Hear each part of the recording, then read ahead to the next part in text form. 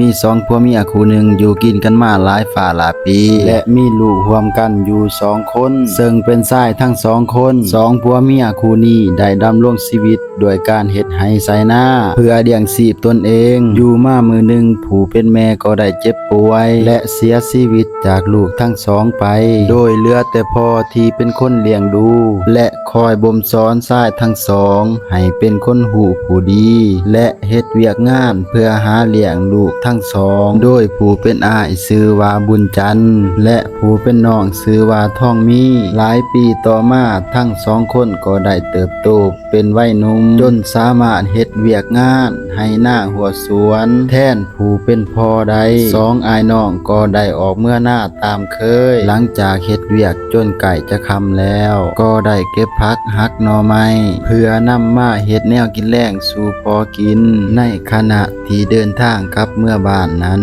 ด้วยความอิดเมื่อยและให้เดียงสาของผู้เป็นน้องจึงได้เว้ากับผู้เป็นอ้ายไปว่าบุญจันทร์เฮาเข้าไปหาศอกเวียกเฮ็ดอยู่ในเมืองบ่ดีก่อนบ่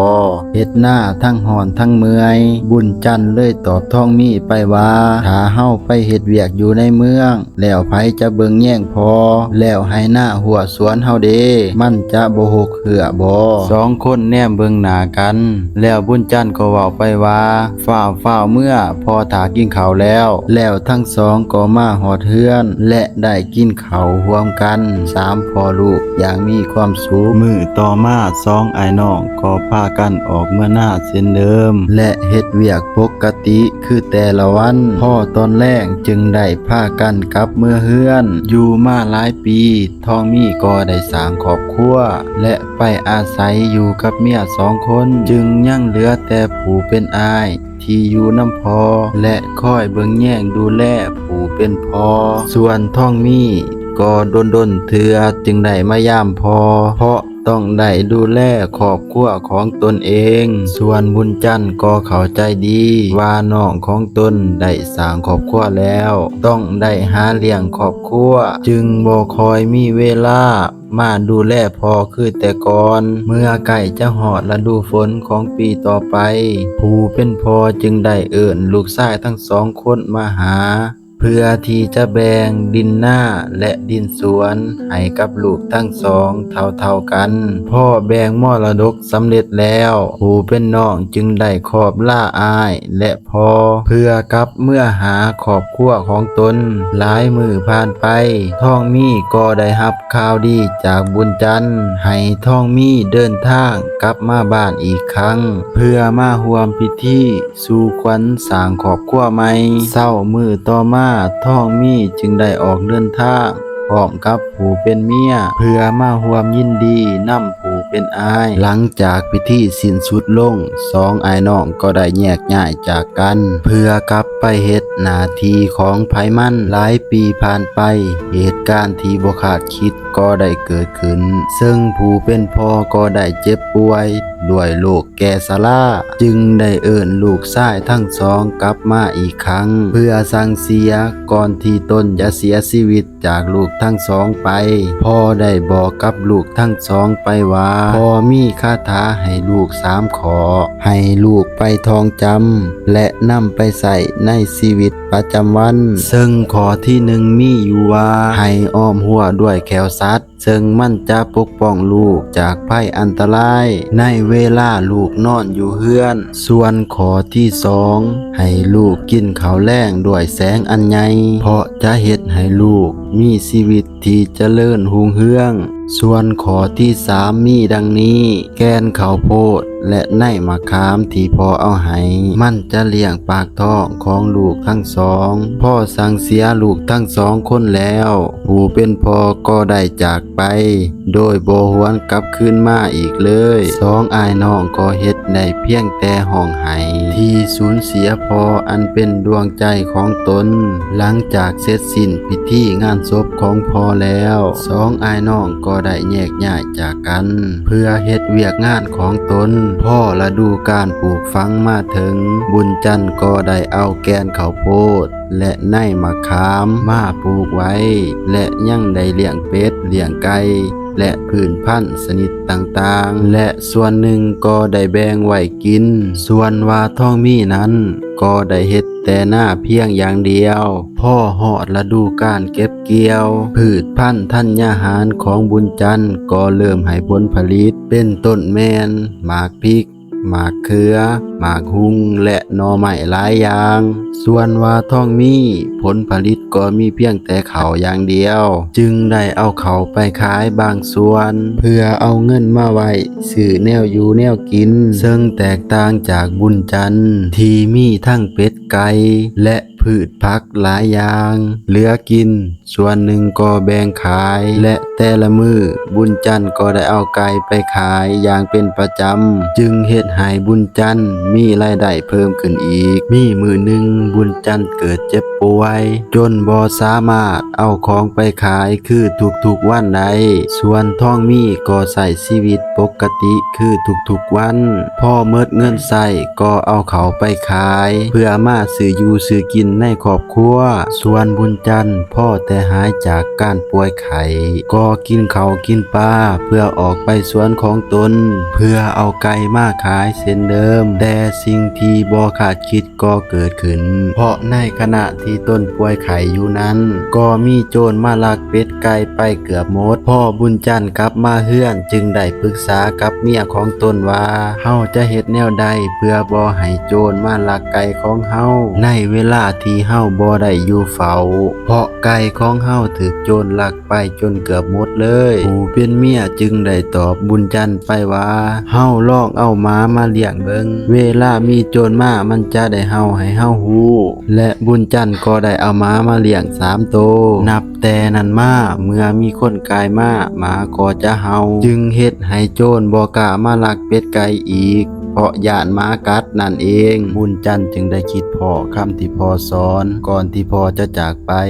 ซึ่งคำสอนข้อที่1มีอยู่ว่าให้อ้อมหัวด้วยแขวสัตว์ซึ่งแขวสัตว์ที่ว่านั่นก็คือการเลี้ยงหมาเฝ้าเฮือนนี่เองซึ่งบุญจันทร์ก็ได้เอาคำสอนอีก2ข้อของพ่อมาพิจารณาเบิงว่ามีความหมายแนวใดพ่อบุญจันทร์หูความหมายแล้วก็ได้นำเอามาใส่ในชีวิตประจำวันส่วนทองมีก็นับมือนับจนลงเพราะบ่มีรายได้เสริมจาก2ทางอื่นที่นอกเหนือจากการขายเขาเพียงอย่างเดียวแต่บางครั้งก็ยังบ่พอจ่ายอีกด้วยทองมีจึงกลับมาทบทวนเบิงตัวเองและคิดถึงคำสอนของพ่อซึ่งข้อที่1เว้าไว้ว่าให้ล้อมหัวด้วยแขวสัตว์เพราะจะปกป้องจากภัยอันตรายส่วนข้อที่2ให้กินข้าวแลงด้วยแสงอันใหญ่เพราะจะเฮ็ดให้ชีวิตเจริญรุ่งเรืองส่วนข้อที่3นั้นแม่นในข้าวโพดและแกนมะขามทองมีจึงเอาเงินที่ได้จากการขายเขาไปซื้องาช้างและแขวหมูตันมาใส่ไว้ในหัวหน้าบ้านดังคำเว้าของพ่อที่ว่าให้อ้อมหัวด้วยแขวสัตว์และแต่ละมือในเวลากินเขาวทองมีก็ได้เอาตะเกียงหลายอันมาไต่ให้หุงเฮืองดังคำเว้าของพ่อที่ว่าให้กินข้าวแลงด้วยแสงอันใหญ่ส่วนข้าวโพดและในมะขามนั้นตนเองกินหมดตั้งแต่มื้อใดมาแล้วส่วนบุญจันทร์กินข้าวแลงด้วยแสงอันใหญ่ก็คือกินข้าวแต่หัวค่ำนั่นเองเพราะจะบ่สิ้นเปลืองน้ำมันที่ใส่ในการไต่ตะเกียงส่วนในข้าวโพดและแกนมะขามก็แบ่งปลูกส่วนหนึ่งและแบ่งไว้กินอีกส่วนหนึ่งจึงเฮ็ดให้บุญจันทร์มีแนวกินบ่ขาดและมีเงินมีค่ำหลายเดือนผ่านไปเรือนของทองมีก็มีความสวยงามเพราะหัวหน้าบ้านตกแต่งด้วยแขวสัตว์และของมีค่าหลายชนิดเป็นต้นแมนงาช้างแขวหมูตันและลวดลายแกะสลักที่มีราคาแพงจึงเฮ็ดให้เป็นที่ต้องตาต้องใจของเหล่าโจรทั้งหลายและแต่ละมือโจรก็ได้เที่ยวมาลักงัดเอาเครื่องของทองมีไปมือละเล็กมือละน้อยแต่ทองมีก็บ่กล้าออกมาไล่โจรที่มาลักเครื่องของตนและในที่สุดงาช้างและของมีค่าเหล่านั้นก็เสียไป เทื่อละเล็กเทื่อละน้อยจนหมดเกลี้ยงและแต่ละมื้อเมื่อยามกินข้าวท้องมีก็ได้เอาตะเกียงหลายอันมาไต่เพื่อให้หุงทุกบริเวณเพื่อหวังจะให้ชีวิตเจริญรุ่งเรืองขึ้นดังคำเว้าของพ่อที่ว่าให้กินข้าวแลงด้วยแสงอันใหญ่ผู้เป็นเมียก็แปลกใจจึงได้ถามท้องมีไปว่าเป็นหยังคือไต่ตะเกียงหลายแท้ไต่แต่อันเดียวก็เห็นหุงแล้วไต่หลายอันก็สิ้นเปลืองซื่อๆท้องมีจึงได้ตอบเมียไปว่าบ่เป็นหยังดอกไต่เพียงแต่ซ้ำนี้โดยบ่ฟังคำคิดเห็นของผู้เป็นเมียเลยผู้เป็นเมียจึงได้เฮ็ดเพียงแต่เงียบไปหลายปีผ่านไป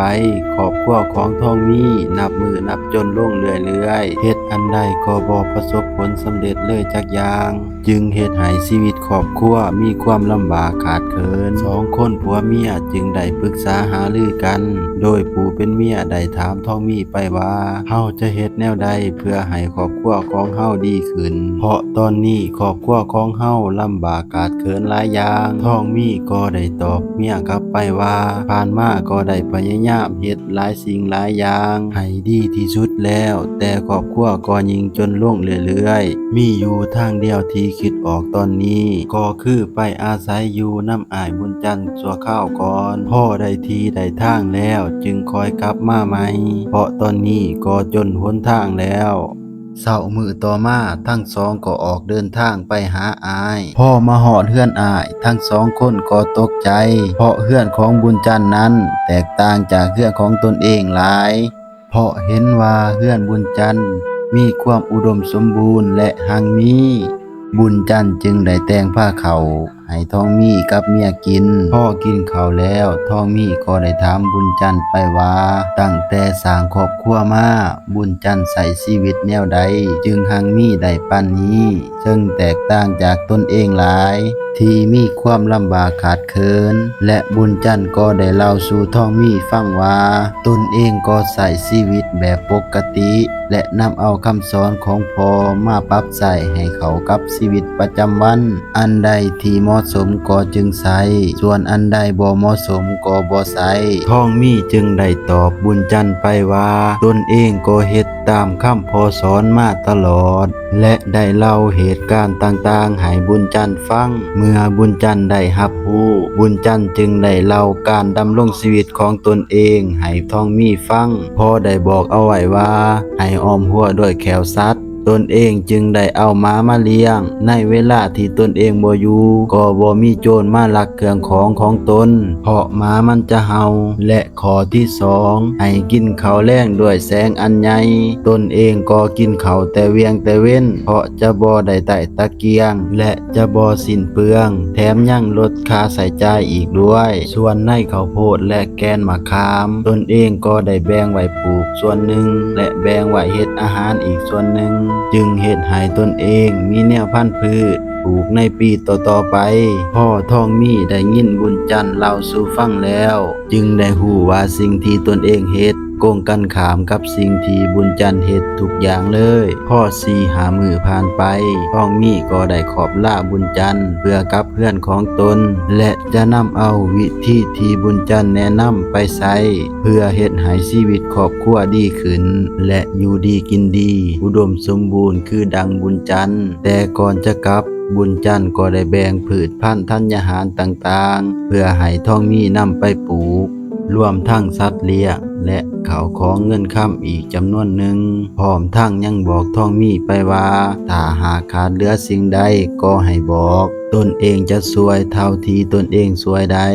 แล้วทั้งสองก็จากลากันพ่อกลับมาฮอดบ้านทองมีก็ได้นำเอาคำแนะนำของบุญจันทร์มาปรับใส่ในชีวิตประจำวันเป็นต้นแม่นปลูกผักปลูกข้าวโพดเลี้ยงเป็ดเลี้ยงไก่จนเฮ็ดให้ครอบครัวของทองมีนับมือนับดีขึ้นเรื่อยๆมาถึงนี้นิทานเรื่องนี้ก็ได้สิ้นสุดลงนิทานเรื่องนี้สร้างขึ้นจากการได้ฟังพ่อแม่เล่าสู่ฟังมาแต่น้อยบวกกับจินตนาการอีกส่วนหนึ่งถ้าหากผิดพลาดประการใดขอโทษขออภัยหลายๆ